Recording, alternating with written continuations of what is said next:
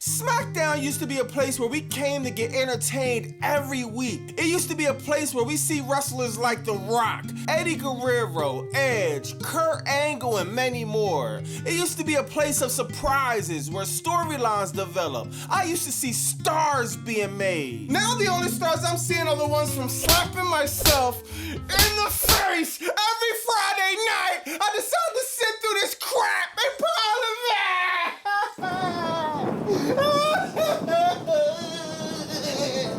I apologize, I'm sorry.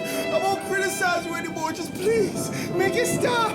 Make it stop, cancel this show, and put me out my misery. You literally have a better chance of going outside, standing in the middle of the street, staring at asphalt, waiting for grass to grow, than you do expecting a good episode of Crackdown. And I call it Crackdown because you gotta be down with smoking crack to think this is a good show. Now, before we get on to the train wreck that they like to call SmackDown, man, it seems like lazy attitude has been contagious in the WWE. First, you got Triple H falling asleep every single week in the gorilla position. Then you got the pyro guy. Last week, fell asleep during Cody Rhodes' entrance.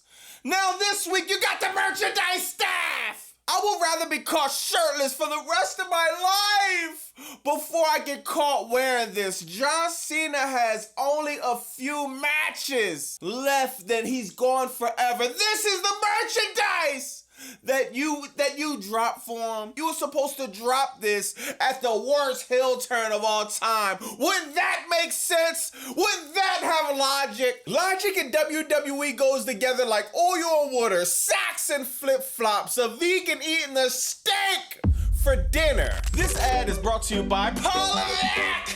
Shout out to everybody who hit me up, tapped in, got their early Paula Vet t-shirts, but now we got the website, BobbyMonsoon.com. You can hit the website up, get your t-shirt, but act fast. It's a limited stock only, BobbyMonsoon.com. I salute the fans for the support, thank you.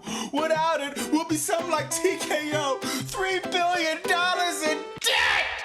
Oh my God, do y'all remember the bum line? We haven't seen him in a few weeks. If y'all forgot who the members were, it was Solo Sikoa, Bachelor, Jeff Cobb, Hakuna Matata. And man, Solo Sikoa and the bum line been doing his vignettes. Now he has the newest one. Oh, I think I figured it out. We're missing another member. No, you're not! But there's something missing.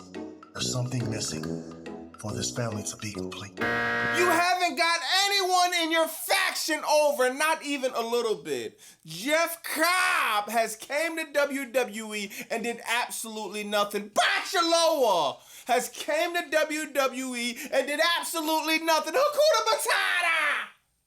The same thing. The person that should have never left Solo Sikoa was Jacob Fatu. I said this before. Jacob Fatu was better being with Solo Sikoa, being an enforcer, rather than them splitting up and them having a meaningless match that they made us wait months for. My God, who is booking this crap? Where is the logic at? Where is the creativity? It is non-existent in every WWE storyline right now. There isn't one storyline that I'm even a little bit excited for. Now, SmackDown started off with, of course, another promo. Braun Breaker, Bronson Reed, Cody Rhodes, and Randy Orton. I almost called him Candy Orton because they've been booking him sweet as candy. What happened to the old Viper? What happened to the Apex Predator? Randy Orton, RKO out of nowhere. Ever since he came back, Randy Orton has been booked like a complete jobber. You know WWE is in trouble when the biggest thing Randy Orton have done in 2025 was have a tag match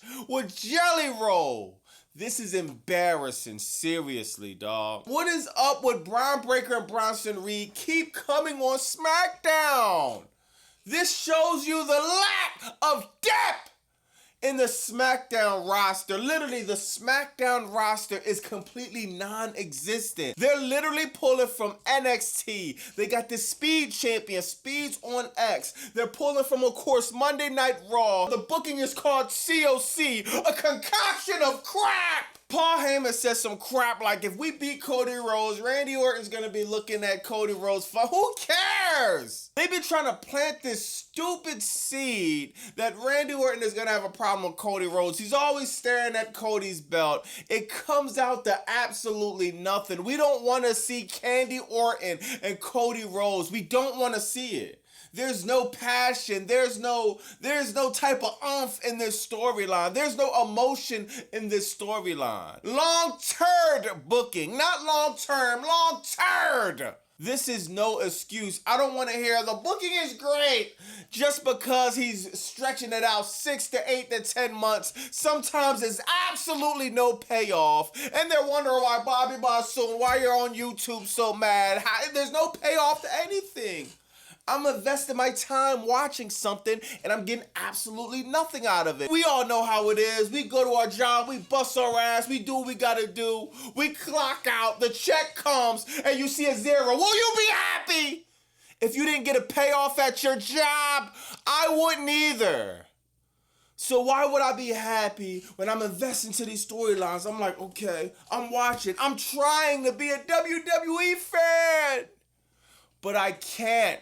Next, you got the US Open Challenge, which is, I'm sure, Lazy's favorite storyline, where you can just pull everything out of thin air. You have to put no effort into actually putting a story together. It's supposed to be Carmelo Hayes versus Sami Zayn again. Carmelo Hayes cutting a promo out of nowhere. The Miz returns, gives him a receipt for costing him the match. Alistair Whack comes out, doesn't even put his music on. I kind of like Alistair Black theme music, but he comes out, doesn't even bother to put his music on. Just comes out, cuts a promo, oh, I'll accept the challenge. Now you got Sami Zayn, Alistair Whack, and it's like, we all knew that there was no way Alistair Black was going to beat Sami Zayn, you know what I mean? Sami Zayn goes over again. He hawks up, oh, haluva kick, 1, 2, 3. And he didn't even win straight up. Actually, now I'm remembering, Damian Priest actually came out. They needed to raise the edge on Alistair Black on the commentary table. Who cares? Like, this is the dumbest storyline. Damian Priest goes in the back, oh, we're doing a last man standing match, me and Alistair. No one's invested in this storyline. I haven't heard one person I discuss with wrestling that brought up, oh man, what do you think about Alistair Black and Damian Priest? Next, you got Sol Ruka, Lazaria, whatever their name is, from NXT versus Chelsea Green, Alba Fire. And for me personally, this was probably the most disappointing thing of the night. I expect everything else to be horrible, to be lackluster, to have no type of effort being put in creatively. But man, when I sit back and I see Chelsea Green, y'all hear me complain about this every week. Chelsea Green had the U.S. Women's title, the first inaugural U.S. Women's Champion. Y'all, she was doing so good with the title. You took it off her. Zelina Vega got it, done nothing with it. Julia has it, doing nothing with it. Chelsea Green was putting the title over. You took the title off her. Now, you mean to tell me Chelsea Green can't even beat a tag team that's on NXT? How do you expect for Chelsea Green to ever get over? I could see her losing to Charlotte, Alexa Bliss, Bianca Belair, Jade Cargill, Tiffany Stratton, and all the other people she's going to be losing to. But NXT stars, and you want us to take Chelsea Green serious? Then you got Tiffany Stratton, Stephanie Valkyrie, and I'm not gonna lie, man, you gotta give these women props, seriously. They actually put on the worst contract signing in SmackDown, Raw, professional wrestling history. I'm sorry, dog. It's like no emotion in this contract signing. We usually seeing beef in contract signing. Somebody get put through the table, somebody getting beat up. What do we get? A random appearance from Julia, Kiana James offering Stephanie Valkyrie to be a part of her management team. Now, I'm not gonna lie. I hate how this was booked, But I think it's a good idea. Stephanie Valkyrie, she's trying to get her English together. Kiana James is great on the mic. Kiana James could really help Stephanie Valkyrie as far as putting her over. Kiana James being with Stephanie Valkyrie isn't a bad idea. Just the booking was horrible, dog. And you only do this to set up a match, a tag team match. Stephanie Valkyrie, Tiffany Stratton, Kiana James, and Julia. For what? Stephanie Valkyrie, Tiffany Stratton are supposed to be fighting at Crown Fools for what? Nothing! And that's obvious. That's why they're going to be tag team partners the night before. Because the night after, it doesn't matter! Now, the last match, Braun Breaker, Bronson Reed, Randy Orton, and Cody Rhodes, man. It's just, this match ended so bad, dog. Paul Heyman, he gets on the apron. He's trying to distract the referee. Seth Rollins, another Raw superstar, comes out. He comes to stomp Randy Orton's head through the mat. That allows Bronson Reed to do the tsunami. 1, 2, 3. Yep! Candy Orton gets buried. They're trying to build a story. Seth Rollins, he's acting crazy. He's letting Cody Rhodes get in his head. Paul Heyman is saying, no, don't do it, don't do it. Seth Rollins runs into the ring, tries to curb stomp Cody Rhodes. He reverses, gets hit with the crossroads, and now SmackDown ends. Bro, if you attended this show, I sincerely apologize. It's not even my fault, but I just feel bad. People are really paying for this crap! There is no excuse for the lackluster booking, the lack of entertainment, the lack of logic in WWE right now. I highly doubt. I know I make jokes, Triple H, Lazy Levesque, and Sleeping Gorilla, but honestly, I highly doubt he's at any of these shows. There is like no way, bro. It's no way. It's no way. You could be in the back of Gorilla watching this and thinking any of this is entertaining. SmackDown is by far the worst piece of crap on TV, and you want us to pay $30 a month for Crown Fools? I think not. I think I'll be watching Pirates of the Caribbean! October 11th! And not Crown Fools. Let me know in the comments what y'all think about that. Seriously, like, it's starting to not even be funny anymore. Like, WWE and TKO is trolling us, dog. You see that John Cena merch? How hard is it to think of any type of design and put it on a shirt, dog? Seriously.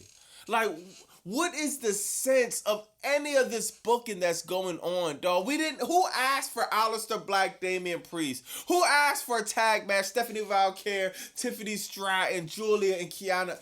Dog, none of this makes sense. And it's a spit in the face to everybody that actually invest their time watching the TV, buy merch, show up to the shows. They're giving a big F you to any fan that just rolled with WWE all these years, dog. It is embarrassing to tell people that you watch wrestling. Remember when The Rock said, oh, wrestling's cool again? No, it's not!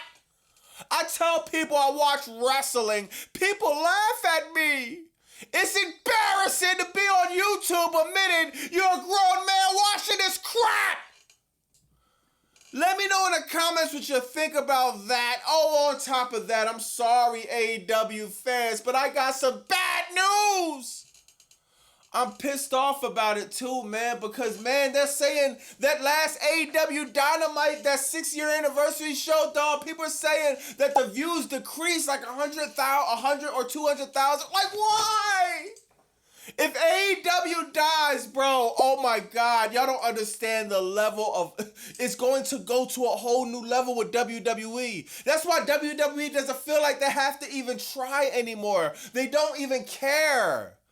They're not looking at AEW as actual competition, even though it is, even though I think AEW is doing good, man. I'm enjoying some stuff they got going on. It's not perfect, but I am enjoying AEW way more than WWE. But I'm telling you right now, if Tony Khan doesn't figure out how to start bringing in more casual fans, it is going to look bad. I like what the AEW's doing. I'm going to enjoy Wrestle Dream. I'm going to keep going to AEW shows, supporting AEW. I'm a part of the Don Callis family. I'm telling you, dog, Tony Khan has to figure this out. There is no excuse for the 6-year anniversary to have a decrease in viewership. I don't care what nobody say. I don't want to hear about HBO Max until you're transparent about the viewership on there.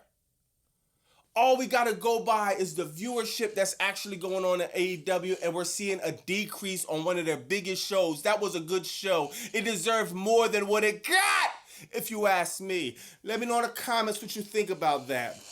It's Bobby Monsoon, 215. Like, comment, subscribe. Blah!